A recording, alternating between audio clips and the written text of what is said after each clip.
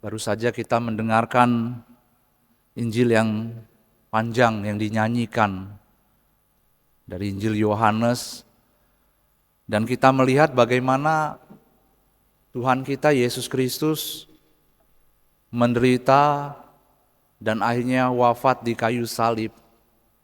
Dan ini kita bisa melihat juga dan membayangkan ya, ketika kita mendengarkan Injil ini yang dinyanyikan dengan begitu indah, gereja mengundang kita juga masuk ke dalam peristiwa saat itu juga, bagaimana brutalnya penderitaan yang dirasakan oleh Yesus sendiri.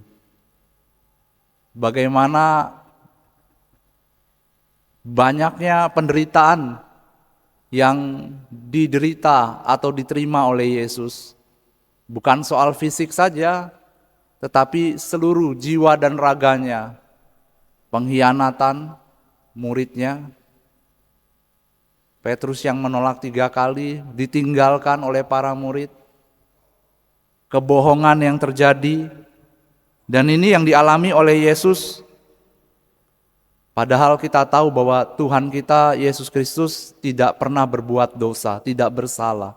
Tetapi dia mengalami penderitaan, dan penderitaan ini akibat dari dosa manusia.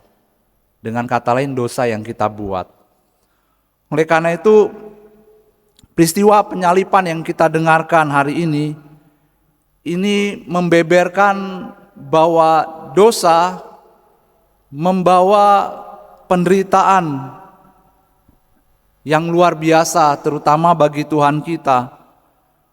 Secara khusus kita diundang oleh Tuhan dalam Jumat Agung ini bahwa mari kita merenungkan ya, bukan untuk mendengar dan membayangkan, oh kasihan ya Tuhan kita Yesus Kristus. Bukan hanya itu, bukan hanya menangisi penderitaan Tuhan, tetapi sekaligus kita menangisi dosa-dosa yang telah kita perbuat.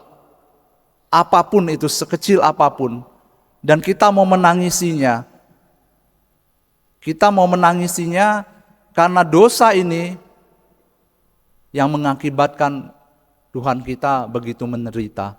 Sehingga setiap kali kita melakukan dosa, maka setiap kali juga kita memakukan Kristus, mencambuk Kristus, dan dia memahkotai duri Tuhan kita Yesus Kristus. Sekaligus Tuhan mengajak kita juga bahwa mari kita merenungkan cinta kasih Allah kepada dunia, secara khusus kepada kita semua yang hadir di sini. Sehingga ada 2 hal untuk kita renungkan pada Jumat Agung ini, ibadat Jumat Agung ini. Yang pertama, mari kita menangisi dosa kita, dan yang kedua adalah kita juga mau merenungkan cinta Allah untuk kita semua, cinta Yesus untuk kita semua. Sehingga apa? Sehingga penderitaan yang dilakukan oleh Tuhan, karena Dia pertama-tama mengasihi kita, mau menderita untuk kita. Dan kita diajak juga untuk selalu berpegang teguh pada iman yang telah kita percayai, iman kepadanya.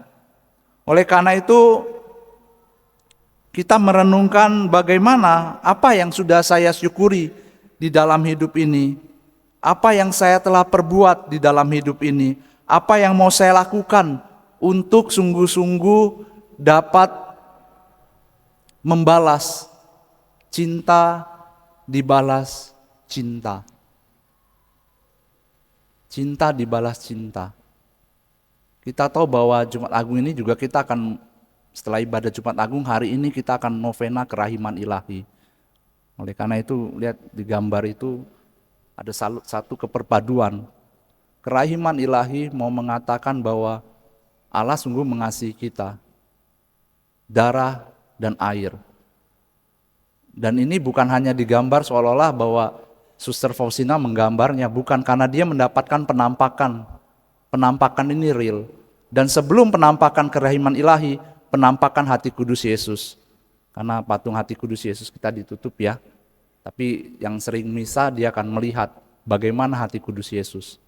Nah, Tuhan di dalam menampakkan hati kudusnya, dia mengeluarkan hatinya kepada Suster Maria Margaret Alacoque. Dia mengeluarkan hatinya mau mengatakan kepada manusia, kepada suster itu bahwa mewakili manusia. Lihatlah hati yang begitu mencintai manusia, tetapi hati ini diacuhkan oleh manusia. Ya, hati yang masih benar-benar berdegup ya, berdetak. Yesus mengeluarkan dari hatinya, menunjukkan kepadanya. Oleh karena itu kita juga boleh merenungkan cinta ini bagi kita semua. Apa yang harus kita lakukan? Seperti bacaan pertama kita dengarkan, ia telah menyerahkan nyawanya ke dalam maut dan karena ia terhitung di antara pemberontak sekalipun, ia menanggung dosa banyak orang dan berdoa untuk pemberontak-pemberontak. Bahwa dia menderita bukan karena salahnya. Dia menderita untuk menanggung segala dosa kita. Dikatakan dalam bacaan pertama, tetapi sesungguhnya penyakit kitalah yang ditanggungnya dan kesengsaraan kitalah yang dipikulnya. Padahal kita mengira dia kena tulah, dipukul dan ditindas Allah. Sesungguhnya dia ditertikam oleh karena pemberontakan kita. Dia diremukkan oleh karena kejahatan kita, derita yang mendatangkan keselamatan bagi kita ditimpalkan kepadanya. Dan oleh bilur-bilurnya kita menjadi sembuh. Karena hal yang pertama yang dapat kita lakukan agar kita juga bisa merenungkan Jumat malam ini, Jumat Agung ini, adalah yang pertama-tama, mari satu hal, memegang teguh dengan setia iman kita kepada Kristus. Dengan cara apa? Dengan cara kita mau menangisi dosa-dosa kita, yaitu menanggalkan dosa-dosa kita. Apapun itu yang kita rasakan, kita mau menanggalkannya. Kita mau mati bersama dengan Kristus. Dosa kita mau matikan hari ini juga. Bahwa kita berjanji pada Tuhan bahwa Tuhan, saya mempersembahkan satu dosa ini untuk Engkau. Dalam arti saya mau menghentikan dosa ini. Saya tidak mau mengulanginya lagi. Dan kita persembahkan kepada Tuhan. Supaya apa? Supaya dengan demikian kita juga dapat merasakan bahwa ya sungguh Tuhan mencintai kita. Karena imam agung yang kita punya, dia merendahkan dirinya sampai wafat di kayu salib. Santo Paulus dalam bacaan kedua mengatakan, Yesus adalah imam agung yang kita punya, bukanlah imam agung yang tidak merasakan kelemahan kita. Sebaliknya ia sama dengan kita. Ia telah dicobai, hanya saja tidak berbuat dosa. Dan dia tahu bagaimana penderitaan kita. Dan dia memberikan kekuatan kepada kita. Sama seperti Yesus memanggul salib, kita juga memanggul salib kita masing-masing, kelemahan kita. Kita mau menyalibkan dosa kita.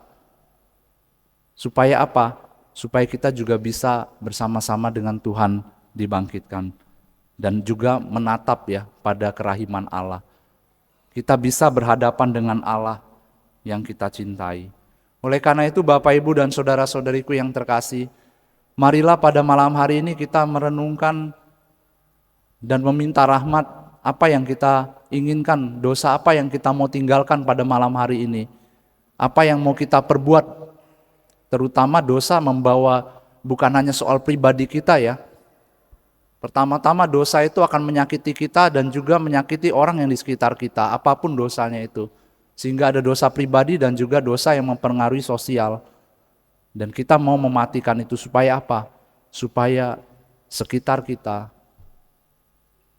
akan mendapatkan kedamaian juga ketika kita menghentikan dosa ini.